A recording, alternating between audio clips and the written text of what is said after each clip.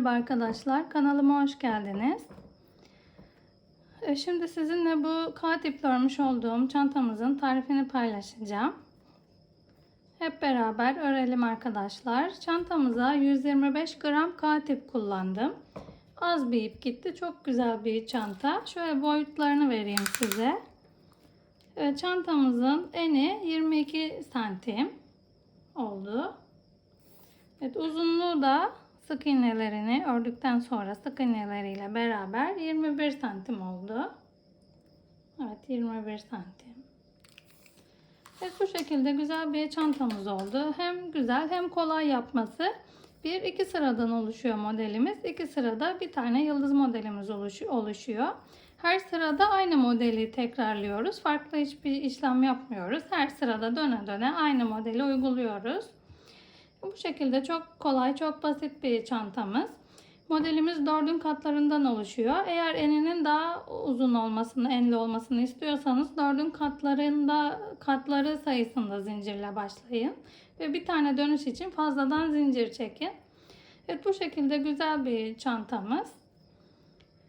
Kullanışlı bir çantamız oldu. Mini bir çanta. Telefon çantasından daha büyük bir çanta biraz daha. Evet, bu güzel çanta tariflerimin devam etmesini istiyorsanız arkadaşlar lütfen YouTube kanalıma abone olup beğeni, yorum yapmayı unutmayın. Size daha güzel, daha farklı çanta tarifleri anlatabileyim. Bu şekilde ben bir kapak kullandım. Çıt çıtlı bir kapak. Siz isterseniz astar dikip fermuarlayabilirsiniz. Ya da kendiniz örebilirsiniz kapağını, askısını. Bu şekilde diktim ben kapağını. Siz farklı bir şekilde de dikebilirsiniz. Evet, böyle kolay bir çantamız. Yapılışı gayet kolay. Ben K tip kullandım ama siz istediğiniz iple örebilirsiniz. Evet, 125 gram K tip yeterli bu çantamız için. Çantamızı örmeye başlayabiliriz. Evet, çantamızı örmeye başlayabiliriz. 3.50 milim bir tığla örüyorum. Burada üçüm silinmiş 3.50 milim tığımız. Ve K tiple örüyorum ben. Çantamızı K tiple ördüm. Şimdi bu şekilde bir halka oluşturuyoruz. Ve zincirlerimizi yapmaya başlayalım. Bu şekilde zincirler çekeceğiz. Bunu zincir olarak saymayalım. Bunu sabitleme zinciri olarak yaptım. 1, 2, 3, 4. Bu şekilde 4'ün katlarından oluşan ve çantanızın eninin ne kadar olmasını istiyorsanız ölçüsünü o kadar zincir çekelim. Şimdi ben 4 tane zincir çektim. Modelimiz 4'ün katlarının bir fazla zincir çekilmişiyle başlayacak. Dönüş zinciri yapacağız bir tane fazla olarak. Şimdi 4'ün katlarından oluşan zincir çekelim. Ben çekip geldikten sonra kaç santim olduğunu size söyleyeyim. Evet, 36 tane zincir çektim ben. Şimdi ölçüsünü de vereyim. Ben size 36 zincirin kaç santim olduğunu. Şu şekilde birinci zincirimizden başlayalım. Ve ölçelim. 36 tane zincir yaptığımızda 26 santim oluyor. Zincirimizin uzunluğu. Siz eninin ne kadar uzun olmasını istiyorsanız o kadar çekin. Benim için bu kadar yeterli. Evet, 36 zincir çektikten sonra bir tane daha zincir çekiyoruz dönüş için. Ve bu şekilde zincirlerimizin yan kenarlarını çeviriyoruz. Şimdi buralardan batacağım ben ilmeklerimizi, sık iğnelerimizi buralardan yapacağım. Bu şekilde çektikten sonra şöyle yan çeviriyoruz ve bu ilk en son yaptığımız zincire değil, diğer zincire batarak bu şekilde ortalarına batarak sık iğnelerimizi yapalım. Şurada görünen eksi eksi işaretlere batacağız. Bu ilmeklerden oluşacak sık iğnelerimiz. Evet, bu şekilde batarak sıra sonuna kadar bütün zincirlerimizin bu arasındaki göbeğindeki ilmeklerimize batarak sık iğnelerimizi yapalım. Hepsine birer tane sık iğnemizi yapacağız. Bu şekilde ortadaki ilmeklere batıyoruz. Evet, sıra sonuna kadar bütün bu tepeciklere küçük küçük görünen yükseltilere batarak ilmeklerimizi oluşturuyoruz. Buralara batarak sık iğnelerimizi yapıyoruz. Evet, zincir sonuna kadar bu şekilde sık iğnelerimizi yapıp gelelim. Evet, 36 tane sık iğnemizi yapıp geldim. Şimdi ben burada sık iğnelerini sayayım. O kadar zaten zincir çektik. Bir tane fazla çektik burada dönüş için. Evet, sayayım burada. 1, 2, 3, 4, 5, 6, 7, 8, 9, 10, 11, 12, 13, 14, 15, 16, 17, 18, 19, 20, 21, 22, 23, 24, 25, 26, 27, 28, 29, 30, 31, 32, 33, 34, 35, 36. 36 tane sık iğnemizi yaptık. 36 tane çekmiştik zincirimizi de. Bir de dönüş için çekmiştik. 37 olmuştu onunla. Ve şimdi bu ipimizi şu şekilde altından geçirtelim.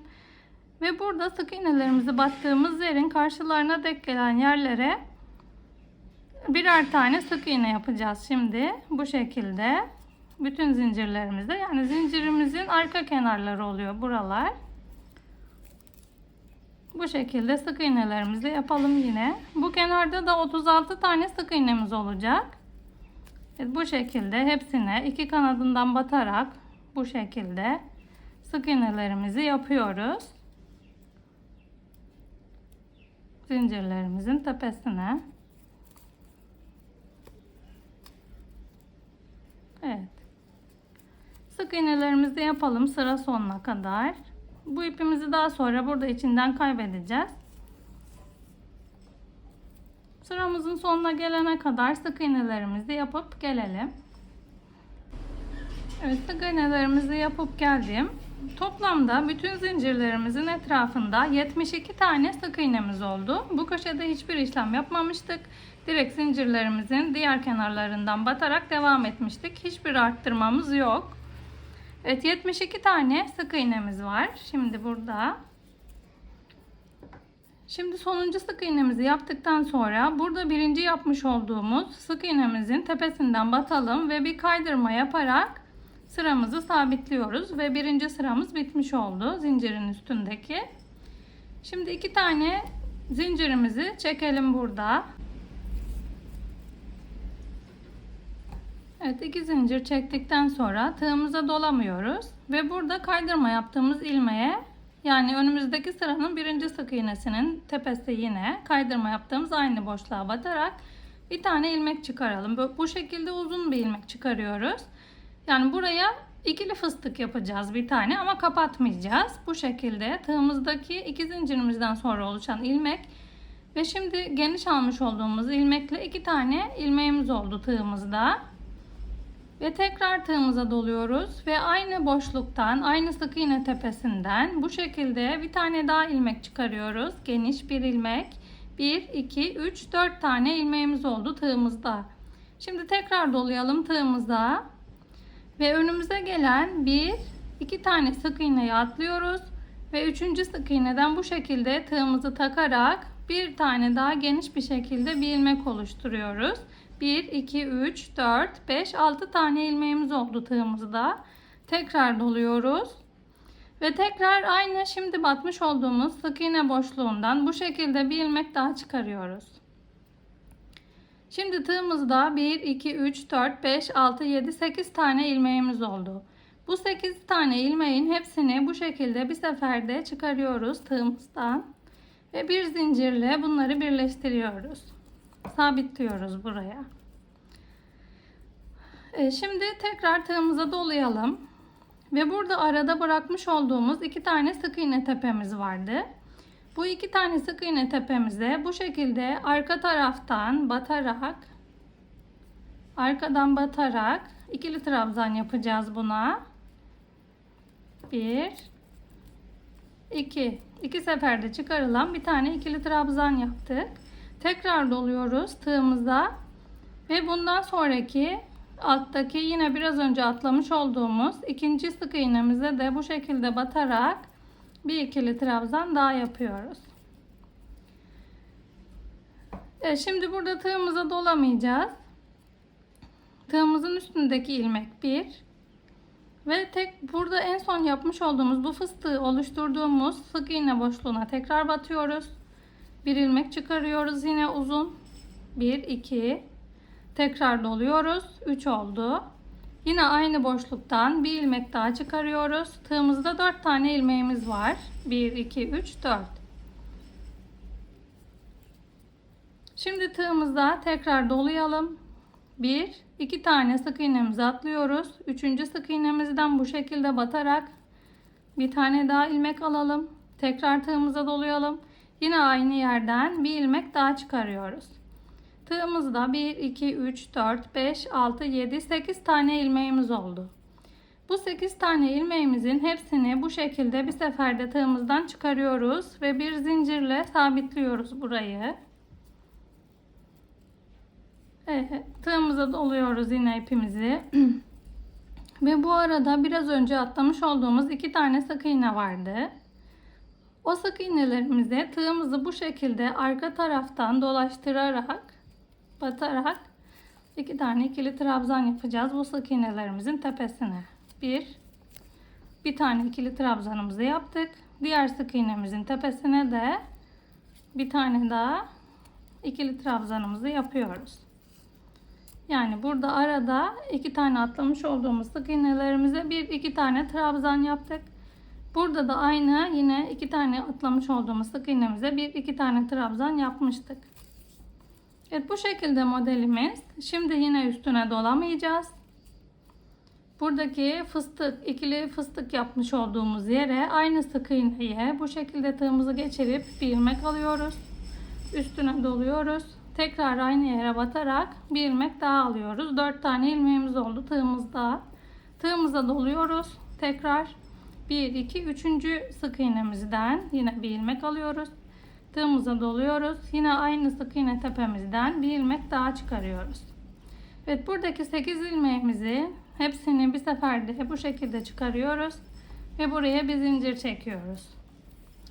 Daha sonra tığımıza ipimizi doladıktan sonra şimdi atlamış olduğumuz 2 tane sık iğneye bu şekilde arka taraftan batarak 2 tane, şöyle görünmedi galiba. Bu altta 2 tane sık iğne yapmıştık. Buradaki sık iğnelere tığımıza doladıktan sonra arka yüzünden bu şekilde bir ikili trabzan yapalım. Ve tekrar tığımıza dolayıp ikinci atlamış olduğumuz sık iğnemize de bu şekilde batarak bir ikili trabzan daha yapalım. Şimdi devam edeceğiz. Aynı şekilde üstüne dolamadan yine buradan ilmek alıp fıstıklarımızı oluşturarak modelimizi uygulayacağız. Evet, modelimiz bu şekilde ilerleyecek buraya kadar. Bu dönüş yerinde de başka hiçbir işlem yapmayacağım. Önüme gelenlere aynı şekilde sadece buraya bir tane ikili fıstık yapıyoruz. 1-2 tane atlıyoruz. Buraya da bir ikili fıstık yapıp birleştiriyoruz burası gibi. Daha sonra burada atlamış olduğumuz 2 tane sık iğneye birer tane ikili trabzan yapıyoruz. Yine üstüne dolamadan burada olacağı gibi yine fıstığımızın dibinden fıstıklarımızı oluşturmaya devam ediyoruz. Evet, modelimiz bu kadar. Bu dönüş yerinde de hiçbir arttırma yapmamıştık. Yine önümüze denk gelen, nasıl denk geliyorsa modelimiz aynı şekilde döneceğiz. Ve buraya kadar örüp geleceğiz. Evet, hep beraber buraya kadar örüp gelelim. Burada nasıl birleştirdiğimiz sırayı size anlatacağım. Bir sıra boyunca modelimizi uygulayıp geldik. Burada en sonuncu modelimizi beraber uygulayalım. Buraya bir model daha yapacağız şimdi. Tığımıza dolamıyoruz burada. 2 tane trabzanımızı yaptık arkada. Ve buradaki fıstığın dibindeki sık iğneden bu şekilde uzun bir ilmeğimizi yine çıkaralım. Üstüne doluyoruz ve aynı sık iğneden bir ilmek daha çıkaralım. 1, 2, 3, 4 tane ilmeğimiz oldu yine. Tekrar doluyoruz ve 1-2 tane atladıktan sonra buradaki ilmeğimize, sık iğnemize batıyorduk. Bu kaydırma yaptığımız sık iğne. Şimdi buna batmayacağız ve birinci fıstığımızı yaptığımız sık iğne boşluğuna batacağız. Yani alttaki sırayı birleştirdiğimiz yere batacağız. Buradan bir ilmek çıkaralım. Tekrar dolayalım ve aynı yerden bir ilmek daha çıkarıp ikili bir fıstık yaptık. Buraya da 8 tane ilmeğimiz oldu. Hepsini bir seferde örelim ve bir zincirimizi çekelim. Burada arada atlamış olduğumuz yine 2 tane sık iğnemiz vardı. Onlara aynı modeli uyguladığımız gibi tekrar birer tane İkili trabzanımızı yapalım. Yine arkadan batıyoruz. Bu şekilde bir ikili trabzan yapalım ve diğer sık iğneye de bu arada gördüğümüz öbür sık iğneye de bu şekilde batarak bir ikili trabzan daha yapıyoruz. Ve şimdi sıramızı birleştireceğiz. Önümüzde burada başlarken çekmiş olduğumuz 2 tane zincirimiz var. Buna batmayacağız. Ve 1, 2, 3. zincir gibi görünen buradaki uzun boşluğa batacağız. Ve buraya bir kaydırmamızı yapalım. 2 tane zincirimizi yine çekiyoruz. Evet, 2 tane zincirimizi çektikten sonra bu fıstığımızı yaptığımızda bu arada bir zincir çekmiştik. O boşluktan tığımızı batıralım, üstüne dolamadık. Şimdi dolayalım ve tekrar aynı boşluktan bir ilmek daha çıkaralım. Tığımıza doluyoruz ve burada altta 2 tane ikili trabzan yapmıştık arkadan batarak. 1, 2, bu 2 trabzanı atlıyoruz. Bu da fıstığımızın kendi ilmeği olduğu için buna da batmayacağız. Ve burada fıstığımızı yaptığımızda oluşturmuş olduğumuz bu boşluktan bir tane zincir çektiğimiz boşluktan tığımızı geçirelim. Bu şekilde ipimizi uzatıyoruz. Tekrar aynı boşluktan batırıp tekrar ilmeğimizi uzatıyoruz. 2 tane yani ikili fıstık yapmış olduk burada. 1, 2, 3, 4, 5, 6, 7, 8 tane ilmeğimiz var yine tığımızda. Hepsini bir seferde bu şekilde örelim ve bir zincirimizi çekelim burada da. Şimdi tığımıza doladık ve burada altta atlamış olduğumuz 2 tane ikili trabzan vardı. Bu ikili trabzana yine bu şekilde arkadan batırıyoruz tığımızı ve ikili trabzan yapıyoruz. Ve diğer ikili trabzanımızın tepesine de bu şekilde batarak bir ikili trabzan daha yapalım. Şimdi yine tığımıza dolamıyoruz ve burada biraz önce yapmış olduğumuz zincir boşluğuna fıstık yapmıştık. Tekrar aynı yerden tığımızı takalım. Bir ilmek çıkaralım. Tekrar aynı boşluktan batarak bir ilmek daha çıkaralım. 1, 2, 3, 4 tane yine ilmeğimiz var tığımızda. Tığımıza dolayalım. Ve bu altta yapmış olduğumuz 2 tane ikili trabzan vardı. Bunları atlıyoruz. Ve burada oluşturmuş olduğumuz bu boşluğa bir zincir çektiğimiz yere, fıstıkları birleştirdiğimiz yere bu şekilde batıyoruz. Ve buradan bir ilmek çıkarıyoruz. Tekrar tığımıza dolayalım. Ve aynı boşluğa batarak bir ilmek daha çıkaralım. Evet, yine 1, 2, 3, 4, 5, 6, 7, 8 tane ilmeğimiz var tığımızda. Bunların hepsini bir seferde örüyoruz ve buraya bir zincir çekiyoruz. Her üst sıraya çıktığımızda burada çekmiş olduğumuz zincir boşluğunu yapacağız fıstıklarımızı. Burada aradaki bu uzun yere yapmayacağız. Bu 2 tane yapmış olduğumuz trabzanı atlayarak buraya batıp fıstık oluşturacağız. Ve daha sonra tığımıza dolayıp bu atlamış olduğumuz 2 tane ikili trabzanımıza tekrar ikili trabzan yapacağız birer tane. Evet, birini yaptık ve diğerine de batarak bu şekilde ikili trabzanımızı yapalım. Burada üstüne dolamayacağız yine.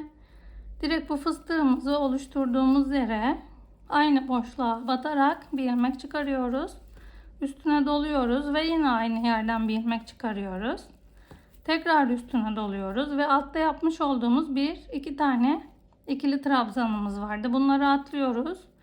Ve fıstığımızın bu ortasına çekmiş olduğumuz bir zincirlik boşluğa batarak ilmeğimizi çıkaralım. Doluyoruz. Yine aynı yerden çıkarıyoruz. Ve bu tığımızdaki 8 tane ilmeğimizi hepsini bir seferde örelim. Ve bir zincirimizi çekelim. Yine arkadan bu şekilde atlamış olduğumuz 2 tane ikili trabzana batarak trabzanlarımızı oluşturalım. Evet, bu sıramızda bu şekilde. Bütün sıralar bu şekilde ilerliyor. Başka yaptığımız hiçbir model yok. Sadece burada birleştirme yerinde yine buraya kadar dönüp gelip burada birleştireceğiz. Kaydırma yapacağız ve 2 zincir çekeceğiz ve buradaki bir zincirlik boşluktan batarak aynı modelimizi uygulayacağız. Bütün sıralar bu şekilde ilerleyecek. Yani bir sırada oluşuyor modelimiz. Farklı bir işlem uygulamıyoruz. Döne döne örüyoruz. Şimdi bu göstermiş olduğum modeli şimdi üstüne aldırmadan burada batacağız. Tekrar burada bir fıstık yapacağız. İkili fıstık yapacağız. Aynı burada anlattığım gibi. Daha sonra ikisini atlayacağız. İkili trabzanların ve buradaki boşluktan 2 tane ilmek çıkarıp yine ikili fıstık yapıp hepsini birleştireceğiz. Yani alt sırada yaptığımız aynı işlemi bu sırada da yapıyoruz yine. Evet, bu şekilde örelim buraya kadar. Örüp gelelim. Evet, bir sıra boyunca modelimizi uygulayıp geldim ben. Modelimiz bu şekilde görünüyor. Her sırada aynı model uyguluyoruz. Başka hiçbir işlem yapmıyoruz. Şimdi burada ikili trabzanımızı yine arka ilmeklerden batarak ördük. 2 tane. Yine tığımıza dolamayacağız. Yani burası sıramızın sonu. Birleştirme yerini göstereyim size. Bu önümüzdeki yine fıstığın dibine bu şekilde batarak burada bir ilmeğimizi oluşturalım. Daha sonra dolayıp tekrar aynı yerden ilmek çıkarıyorduk. Aynı modelimizi burada da uyguluyoruz yani. Üstüne dolayalım. Önümüzdeki 1-2 trabzanı atlıyoruz. Bu şekilde 1-2 taneyi atladık. Burada kaydırma yapıp birleştirdiğimiz yer var. Evet, bunu da atlıyoruz şimdi. Ve bakın burada bunlar çiçek şekli gibi bir şekil oluştururken burada yarım var. Üçlü var bir tane. Buna şimdi birleştireceğiz buradaki fıstığımızı. İlk başlarken burada batmış olduğumuz fıstığı battığımız aynı yere bu şekilde, yani burada 1-2 trabzan atladık. Kaydırma yaptığımız var ve 1-2 tane çektiğimiz zincirden sonraki buradaki fıstığı birleştirme yerimizde ilk yaptığımız fıstığın olduğu yere, ikinci sıradaki, evet, batıralım ve ilmeğimizi bu şekilde uzatalım. Doluyoruz, tekrar batırıyoruz. Ve yine tığımızda 1, 2, 3, 4, 5, 6, 7, 8 tane ilmeğimiz oldu. Bunların hepsini bir seferde örüyoruz. Ve bir tane zincirimizi çekiyoruz. Daha sonra dönerek burada atlamış olduğumuz 2 tane trabzan vardı. Şu şekilde. Yine bu 2 tane trabzanımıza arkadan batarak buraya 2 tane trabzanımızı yapıyoruz. 2 kanadından da batalım. Normal trabzan ördüğümüz gibi.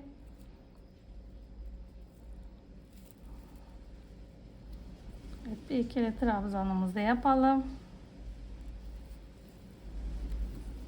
Ve diğer yanındaki trabzanımızın tepesine de bir ikili trabzanımızı daha yaptık. Ve bu sıramız da bitmiş oldu. Sonuncu fıstıklarımızı uyguladık burada. Yani bu en son yaptığımız fıstığın bir bacağı diğer dörtlüyü oluştururken diğer bacağı da buradaki ilk dörtlümüzü oluşturacak. Evet, bu şekilde örülüyor modelimiz. Şimdi burada nasıl birleştirme yaptığımı tekrar anlatayım. Şimdi bu modelimizin altında kaldı buradaki 2 tane zincirimiz. Ondan sonraki buradaki geniş olan ilmeğimize, yani fıstığı burada bir zincirle oluşturduğumuz yer, burası bağladığımız yer. Buradan birleştiriyorduk alt sırada olduğu gibi. Bu şekilde kaydırmamızı da yapıyoruz buraya. Yine 2 tane zincirimizi çekiyoruz. Tığımıza dolamıyoruz. Bu bir ilmeğimiz sayılıyor ve önümüzdeki ilk yapmış olduğumuz fıstığın tepesinden bir zincirlik yere batarak bir ilmek çıkarıyoruz. Doluyoruz. Tekrar aynı boşluktan bir ilmek daha çıkarıyoruz. Tekrar tığımıza doluyoruz. Ve önümüzdeki 2 tane trabzanı atlıyoruz ve buradaki uzun geniş ilmeğimizi de atlıyoruz. 1, 2 ve buradaki bir zincir çektiğimiz yere, bu fıstıklarımızın ortasındaki yere, birleştirme yerine bu şekilde batarak bir ilmek çıkarıyoruz. Üstüne doluyoruz. Aynı boşluğa tekrar batıp bir ilmek daha çıkarıyoruz. Ve yine tığımızda 1, 2, 3, 4, 5, 6, 7, 8 tane ilmeğimiz oldu. Bu ilmeklerimizin hepsini bir seferde örüyoruz ve bir zincir yapıyoruz. Çekiyoruz. Evet, bu şekilde modelimiz. Şimdi burada 2 tane atlamış olduğumuz aradaki ikili trabzanlarımız var bu boşlukta. Bunlara arkadan batarak, bu şekilde batarak birer tane ikili trabzan yapacağız. Bu şekilde örelim.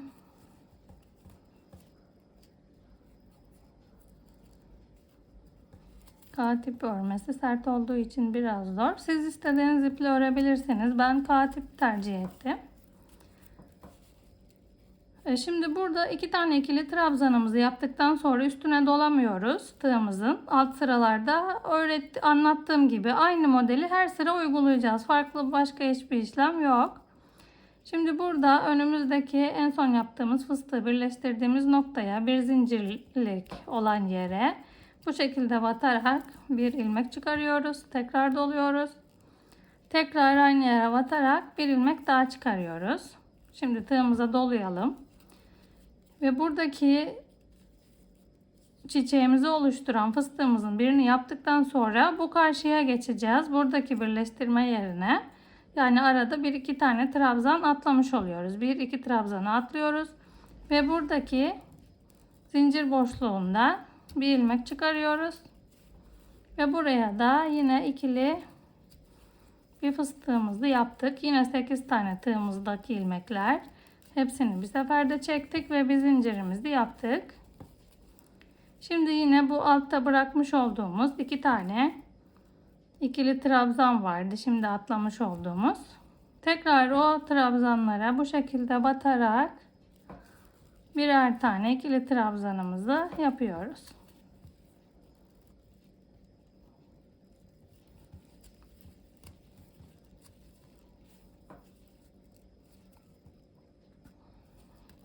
Düzgün mü battım, bir tekrar kontrol edeyim.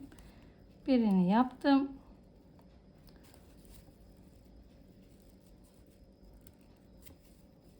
Evet, doğru batmışım.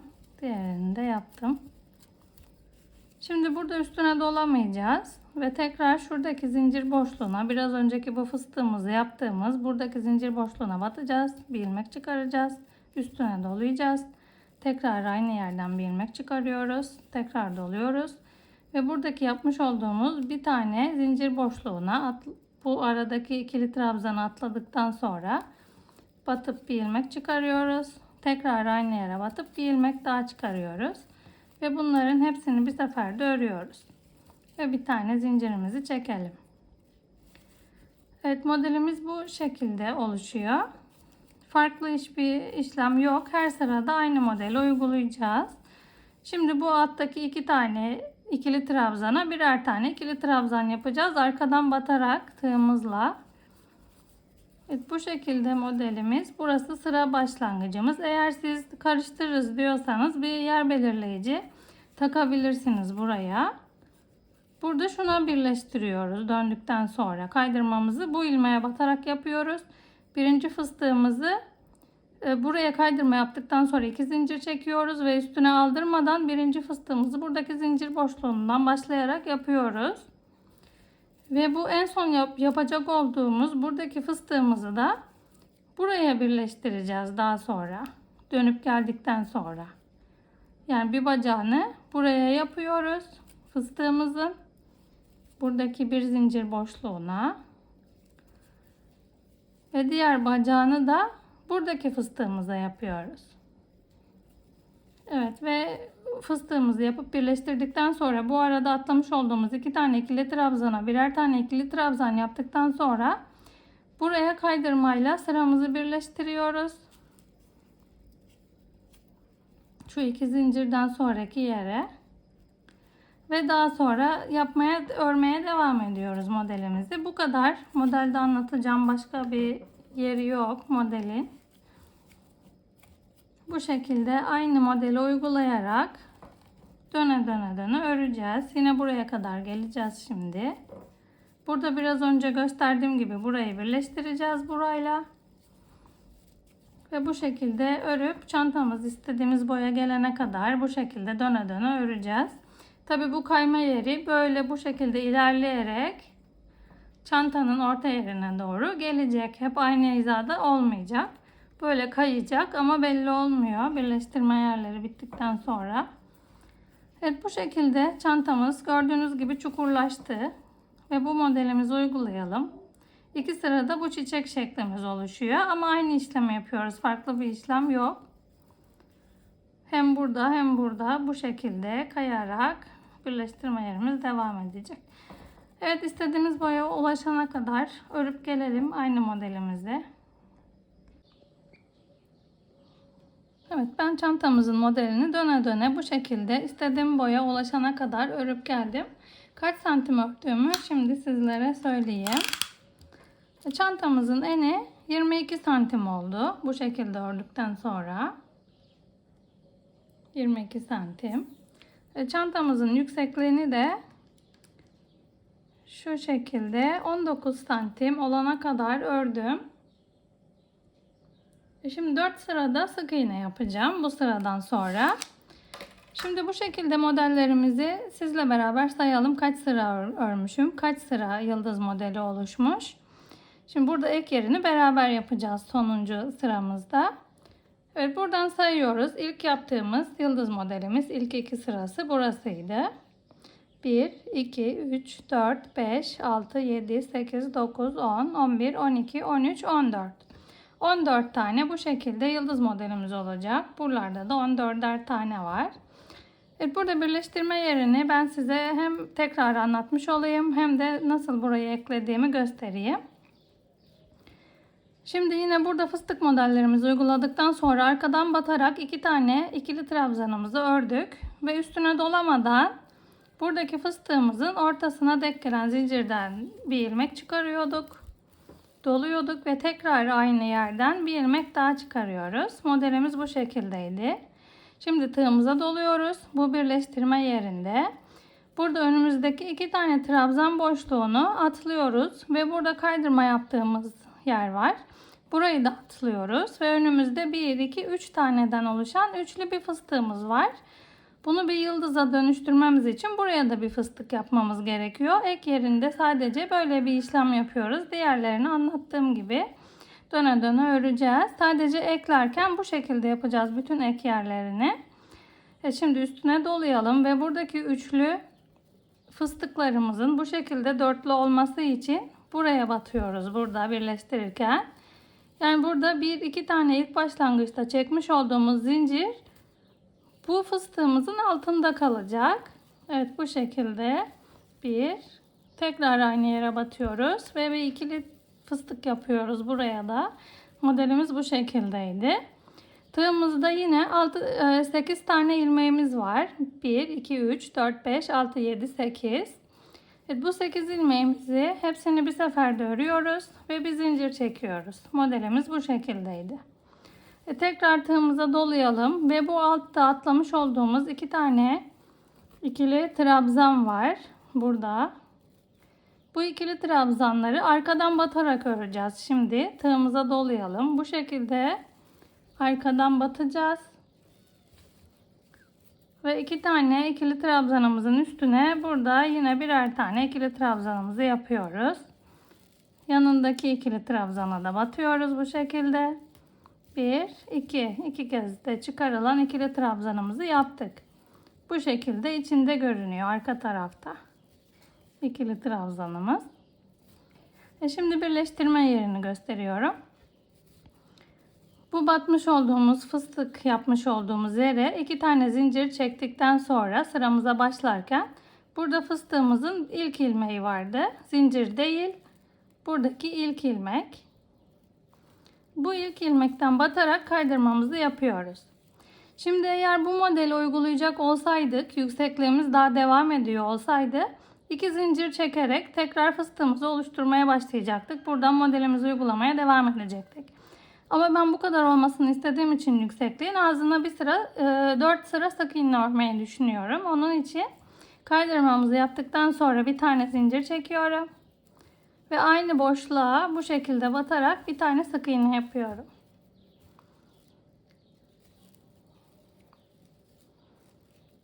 Şimdi buradaki zincir boşluğuna da bir tane sık iğne yapalım. Ve bir iki tane burada yapmış olduğumuz trabzanların tepesine bu şekilde batarak birer tane sık iğnemizi yapalım. Şimdi burada bu geniş boşluğumuzda sık iğne yapmayacağım. O zaman arttırmış oluruz sayısını ve çok genişler ağız kısmımız. Onun için buna batmıyorum ve burada zincir çekmiş olduğumuz fıstıklarımızı bağladığımız buradaki boşluktan batarak bir sık iğne yapıyorum. Trabzan üstüne bir tane sık iğne. Diğer trabzanımızın üstüne bir tane sık iğne. Buradaki aradakine batmıyoruz. Fıstığımızın bir kanadı burası. Direkt zincire atlıyoruz burada. Bu trabzanlara birer tane batıyorum. Buradaki uzun olana batmayacağız. Ve burada bir tane çekmiş olduğumuz zincir var arada. Ona batacağız. Evet, bu şekilde sık iğneler yapacağız. Siz karıştırırız sıramızı diyorsanız burada ilk başta yapmış olduğumuz sık iğnenin tepesine yer belirleyicinizi takmayı unutmayın. Bu şekilde bir sıra boyunca sıra başına kadar örelim. 2 tane trabzanların tepesine bir tane zincire olacak şekilde her model için 3'er tane sık iğnemizi yapıyoruz. Bu uzun olanlara yapmayacağız. Sadece 1, 2, 3'üne yapıyoruz. 1, 2, 3 tanesine sık iğnelerimizi yapacağız. Evet, bu şekilde bir sıra boyunca örüp gelelim. Burada nasıl birleştirdiğimi de anlatayım. Diğer 2 sırayı anlatmayacağım. Sık iğneler bittikten sonra ne yaptığımı göstereceğim. Şimdi bu şekilde sık iğnemizi örüp gelelim. Evet, bir sıra boyunca sık iğnemizi örüp geldim. Şimdi burada 2 tane yapmış olduğumuz trabzanların tepesine birer tane sık iğnemizi yaptık en son. Ve başlangıçta bir zincir çekip yaptığımız sık iğneye kadar ördük. Şimdi burada ben kaydırma yapmayacağım. Direkt bu sık iğnenin tepesine batarak döne döne öreceğim. Evet, bu şekilde döne döne örelim. Bu birinci yaptığımız sık iğneye yer belirleyici takabilirsiniz burada. Şu sık iğnemize, ilk yaptığımız, dönmeye başladığımız sık iğnemize buraya bir yer belirleyici takabilirsiniz. Ben şu şekilde genişleteyim. Daha sonra buraya yer belirleyicimi takacağım. Evet, şimdi bu şekilde bütün sık iğnelerimizin tepesine birer tane sık iğnemizi yapıyoruz. Evet, bu şekilde hepsinin tepesine birer tane sık iğnemizi yapalım. Alt sıradaki sık iğnelerimizin üstüne yapıyoruz. Şimdi bu şekilde sık iğnelerimizi dönerek öreceğiz artık. Biraz önce ördüğümüz birinci sırasıydı sık iğnemizin. Şimdi ördüğümüz ikinci sırası. Ve bu şekilde dönüp geleceğim. Bir sıra daha sık iğne öreceğim. Bir daha dönüp geleceğim. Bir sıra daha sık iğne öreceğim. Ve buraya nasıl birleştirdiğimi size dönüp gelince tekrar anlatacağım. Buraya bir yer belirleyicisi takalım şimdi. Evet, bu şekilde 1, 2, 3, 4. 4 sıra olana kadar sık iğnelerimizi örüp gelelim. Evet, 4 sıra boyunca sık iğnemizi örüp geldim ben. Yer belirleyicimizi takmıştım burada ilk başladığımız yere ve her o yapmış olduğum sık iğneye yine yer belirleyicimizi bu şekilde takarak yukarı kadar devam ettirdim. Her sırada değiştirdim yerini. Şimdi burada 1, 2, 3, 4. 4 sıra sık iğnemizi ördüm. Benim için bu boyut yeterli. Ama siz daha büyük uzun isterseniz daha da genişletebilirsiniz uzunluğunu, genişliğini. Bu arada modelimiz 4'ün katlarından oluşuyordu. İstediğiniz kadar enini de genişletebilirsiniz. İlk başlama zincirini 4'ün katlarından çekip bir tane fazla olarak dönüş zinciri çektikten sonra genişletebilirsiniz. Burası ek yerimiz. Bu şekilde görünüyor. Ek yerimiz çok belli olmuyor. Bu şekilde yıldızlarımızı oluşturuyor. Onun için altta kalıyor ek yerlerimiz. Şimdi burada yer belirleyicimizi çıkaralım. Sonuncu sık iğneye kadar sık iğnelerimizi yapıp geldik. Evet, yer belirleyicimizi çıkarıyoruz. Burada ipimizi kesiyoruz. Ve bu ilmeğimizi bu şekilde tutarak çıkaralım yerinden. Ve önümüze denk gelen sık iğneye değil, bunu atlıyoruz ve diğer sık iğnenin altından bu şekilde tığımızı takalım. Ve bu ipimizi tığımıza tutturarak arka tarafa doğru çekiyoruz.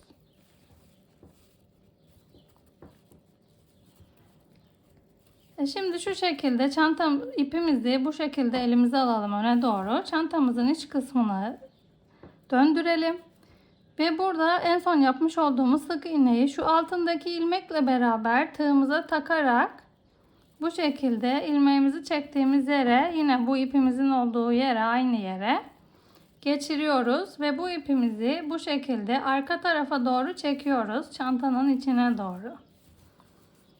Bu şekilde böyle daha düzgün duruyor çantalarımızın bitiş yeri.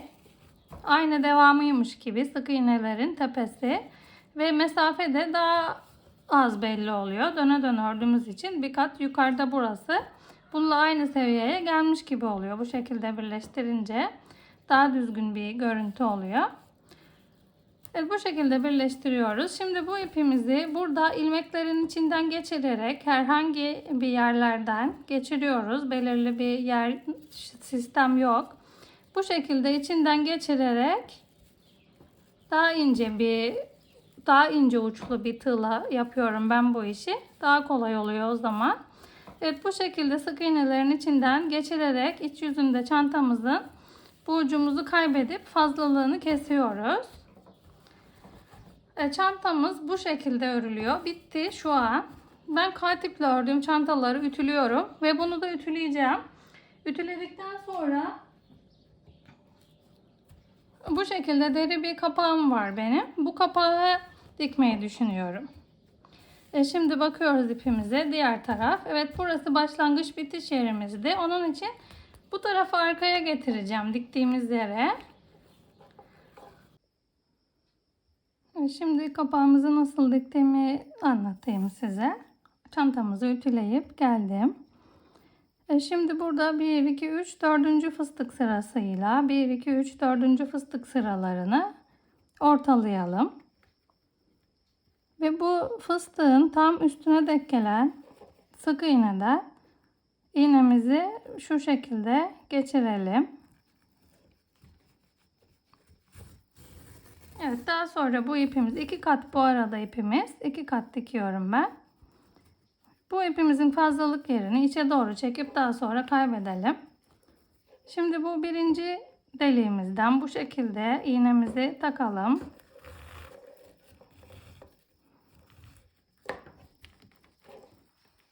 Şimdi bunu diğer tarafta sık iğnemizden sabitleyelim. Tam 2 fıstık sırasının ortasına gelen sık iğneden şu şekilde takalım iğnemizi ve çekiyoruz.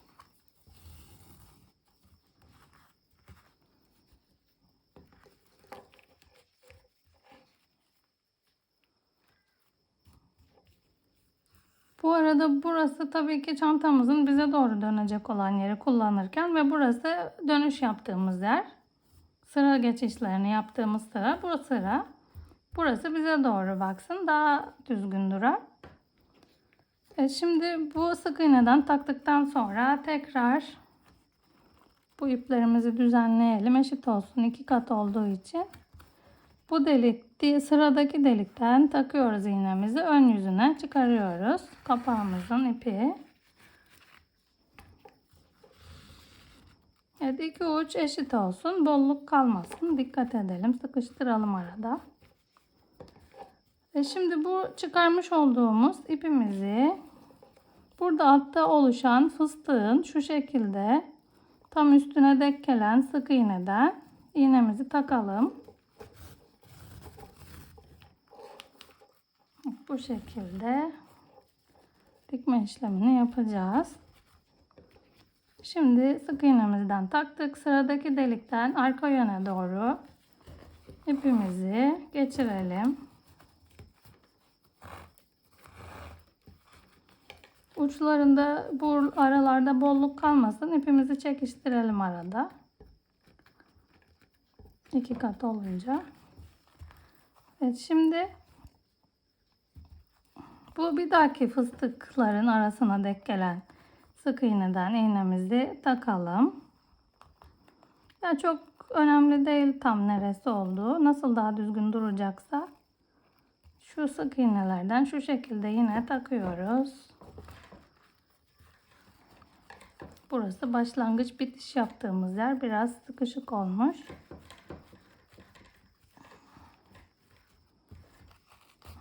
Tamam, çıkarttık. Şimdi sıradaki delikten bu tarafa doğru çantamızın kapağının ön yüzüne doğru iğnemizi takalım ve ipimizi çekelim. Evet, arada kontrol edin, bol kalmasın iplerimiz.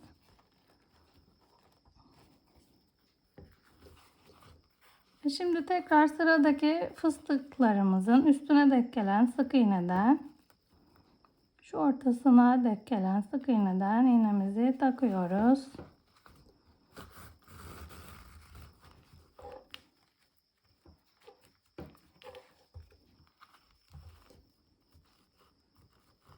Ve buradaki delikten geçirerek yine arka tarafa çıkaralım.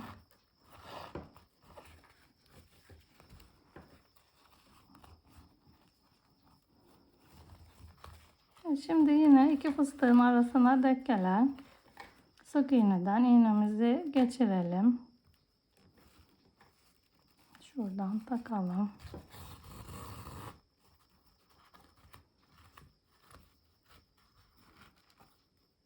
Ve buradaki delikten ön tarafa doğru tekrar takıyoruz iğnemizi.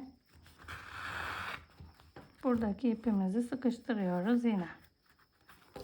Evet, bu şekilde gösterdiğim gibi kenara kadar dikelim. Bu iplerimizi arada kontrol edelim. Çok bol olmasın, çok dar da olmasın.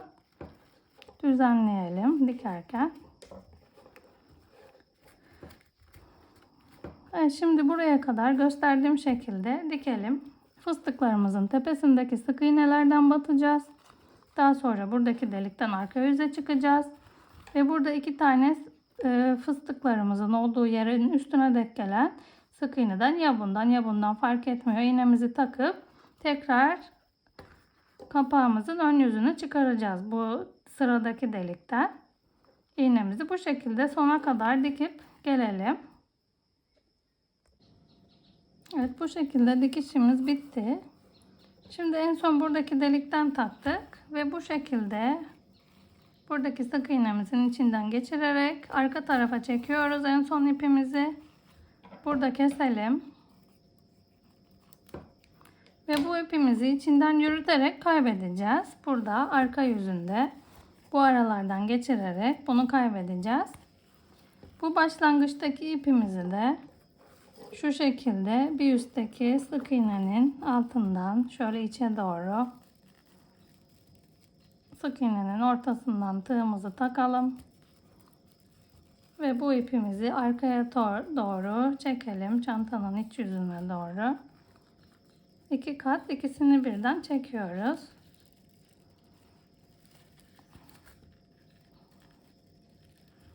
Bunu da çekelim. Evet. Burada şimdi bollaştı. Biraz sıkıştıralım.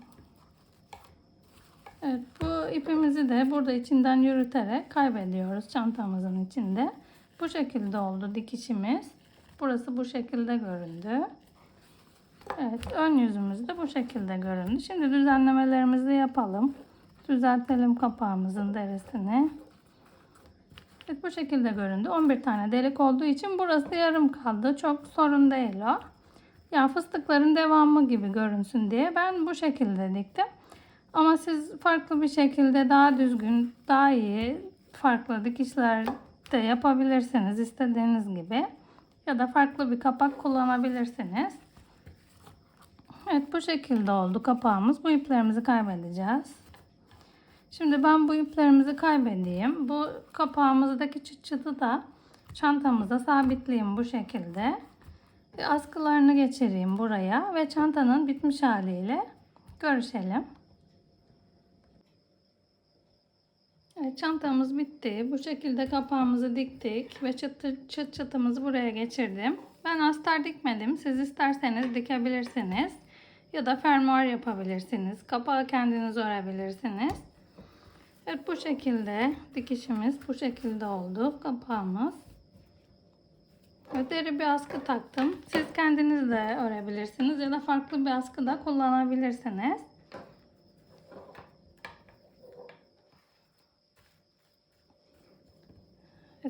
güzel çanta tariflerimin devam etmesini istiyorsanız arkadaşlar beni Instagram'da, Facebook'ta, Pinterest'te de takip edebilirsiniz. Hepsinin ismi, kanallarımın, sayfalarımın, hesaplarımın ismi Funda'dan El İşleri.